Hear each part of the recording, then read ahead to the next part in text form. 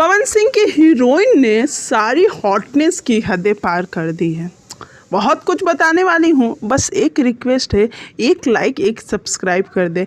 आप लोगों को तो लाइक और सब्सक्राइब करने में कुछ जाएगा नहीं, लेकिन मेरे साथ कुछ बहुत अच्छा होगा। तो प्लीज़ मेरे चैनल को सब्सक्राइब कर दे और वीडियो को लाइक करना बिल्कुल भी ना भूलें।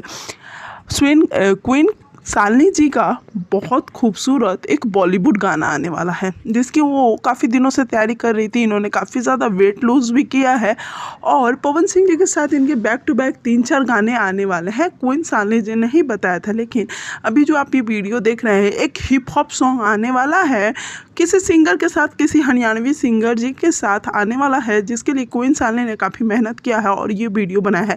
लेकिन वो वहाँ पहुँची हैं पवन सिंह जी के साथ काम करने के बाद ही, ये उनका ही कहना है। और फिर से उन्होंने एक लिफ्ट में पवन सिंह जी के गाने पे ऐसा वीडियो बना दिया कि लोग उनकी तारीफ़ करने से नहीं रुक पा रहे हैं। तो आपको कैसा लगा वीडियो, कमेंट ज़रूर करें।